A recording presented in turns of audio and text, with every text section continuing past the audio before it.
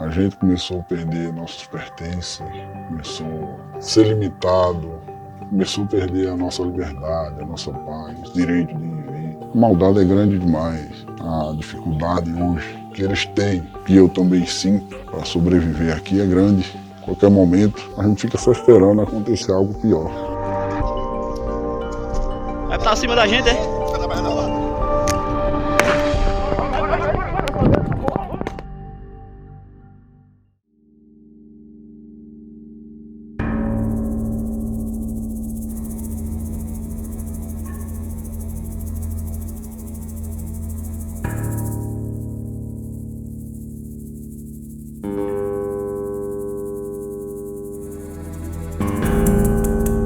Francisco faz parte das mais de 1000 famílias que vivem há décadas nas terras da falida usina Frei Caneca. Muitos são trabalhadores e filhos de funcionários da usina. Eles dizem ter recebido de boca dos antigos patrões o direito de viver no local.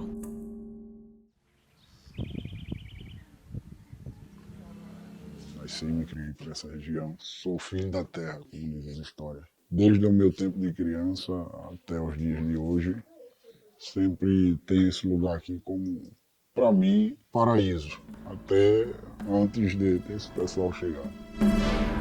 A usina Frei Caneca, que é dona dessas terras, eles já vieram na força. Trouxeram um grupo de pessoas, uma empresa de segurança, e aí o tormento para a gente aumentou, porque eles já vieram nos ameaçando de nos tirar das casas. Antônio se refere a Negócio Imobiliária S.A., depois rebatizada como Agropecuária Mata Sul. A empresa alugou as terras que pertencem à falida usina Frei Caneca em 2018 e conseguiu com a Polícia Federal o direito de manter um corpo de seguranças particular. Desde então, as ameaças aos agricultores aumentaram. Os proprietários da usina temem perder as terras para as famílias em processo de reforma agrária. A pessoa que me concedeu a casa disse que eu podia morar aqui o resto da minha vida. A Agropecuária Mata Sul já chegou impondo ordens. Desocupa a casa, que a casa não é sua. Eu estava morando na casa há um tempo, já, há mais de ano. Chegaram o momento de ameaçar e dizer que não desocupasse a casa com 30 dias, vinha com a polícia aqui e seria pior. Quem me concedeu a casa disse que a casa era minha. Eu não entrei forçado. Outra vez que eles vieram aqui com aproximadamente 12 homens armados, quebraram a cerca que tinha ao redor de casa, para que os bois viessem a entrar na minha horta. Chegou o momento da gente acordar com o boi, batendo na porta de casa. Em 2020, a comunidade soube que haveria uma lista de marcados para morrer. Os nomes seriam de lideranças dos engenhos. No mesmo período, um agricultor foi atingido por 7 tiros no engenho Fervedouro. Trabalhadores da empresa, amigo nosso, sempre falava que existiam 3 pessoas na lista e que existia a foto dessas 3 pessoas no escritório da empresa, que é localizado aqui no Engenho Guerra. E que entre essas 13 pessoas existia 4 pessoas do Engenho Barra Branca e as outras eram do Engenho Fervedouro.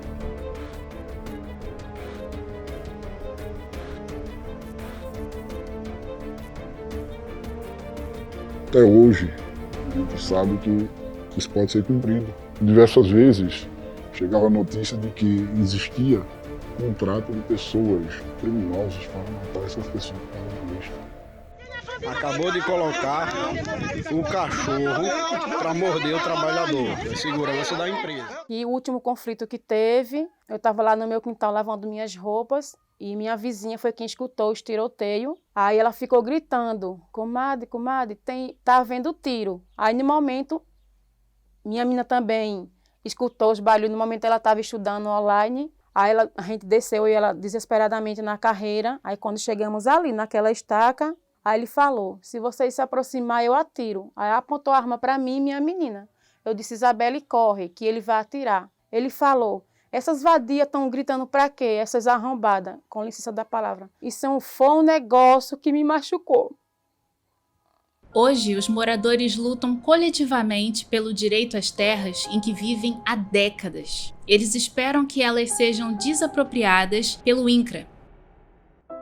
Então a gente resistiu e aí começou as ameaças. Seguranças andando 24 horas, nos vigiando. Se uma criança entrar no cercado e o vigia ver, ele já ameaça. A gente tem as fontes d'água, muitas delas é dentro do cercado, dentro do pasto. E a gente não tem o direito sequer de ajeitar a tubulação que o gado quebra. E é difícil, você tá em casa e de repente chega 2, 3 pessoas armadas e essas pessoas dizem, você vai ter que sair, você não pode plantar, né? Que aqui é do meu patrão. A gente vive atormentado. Também em 2020, 2 agricultores foram presos, acusados de tráfico de drogas. As acusações nunca foram confirmadas. A comunidade tem certeza de que foram denúncias plantadas pela agropecuária Mata Sul. No inquérito da investigação que motivou as prisões, apenas 4 pessoas foram ouvidas, todas ligadas à agropecuária. Quando fui chegando, fui abordado por 2 policiais ali aqui embaixo, na chegada em casa. Aí eu perguntei a ele o que estava acontecendo. Eles falaram para mim que estava preso. Já foi mais gemando, desceu da moto, revistou minha moto todinha.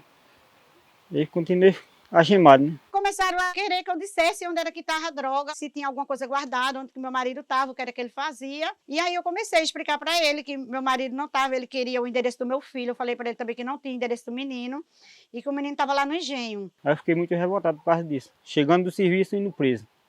Sem ter explicação do homem, né? Da polícia chegar na minha casa, revistar minha casa todinha e dizer que eu estou preso e não me explicar porque eu estou sendo preso. Em 2021, foram registrados 7 boletins de ocorrência feitos pelos agricultores contra a agropecuária e 9 feitos pela empresa contra os moradores. Todos os boletins de ocorrência que a gente faz, ele é encostado. Não é investigado. Quem tem tirado o nosso direito de sobrevivência da terra foi essas últimas coisas que têm acontecido. Ameaça por parte das empresas, principalmente da empresa agora que assumiu. Eles também começaram a derrubar a lavoura do povo. Eles derrubaram aqui o ano passado de um morador ali, mais de 10 mil pés de banana. Aqui no engenho eles chegaram até a derrubar uma casa no mês de abril. Trabalhador aqui da empresa aqui derrubando as bananas, botando veneno, cercando.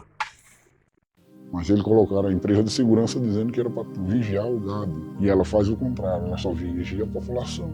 Eles dizem que receberam ordem direta para matar. Diz que estão aqui para dar tiro e levar tiro. A gente não entende que se tem para cuidar do gado, quem é que está ameaçando o povo? Muitos de nós, como eu, morou, se criou, trabalhou nessa terra, a gente tem o direito da posse, tem o direito à moradia. E a gente imagina assim, eu vou embora, eu vou pegar minhas coisas, eu vou embora. Mas a gente vai para onde? Pensa na sua família, né? Pensa nos seus filhos. A gente pensa em sair, mas não tem para onde sair. A gente tá de montada. A gente simplifica tudo, tá aqui em terra. Um analfabeto que nem eu, 46 anos, vou sair do nosso engenho, para ir para a cidade ver o quê? Morrer de fome. Aí nós temos que lutar mesmo pelo direito da gente, nós temos que lutar mesmo. Isso aí nós não abrimos mão não. Só abrimos mão só se eu morrer, se eles mandarem matar eu. Já pensei em sair daqui muitas vezes, mas uma coisa é pensar e outra coisa é não ter para onde ir. Quando a gente olha as possibilidades, principalmente agora, período de pandemia, não existe mais possibilidade.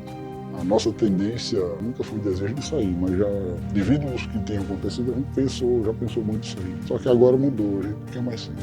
A gente vai permanecer aqui. Enquanto houver esperança, a gente não vai ter. Enquanto houver força dentro dessa comunidade, nós vamos estar lutando pela nossa liberdade.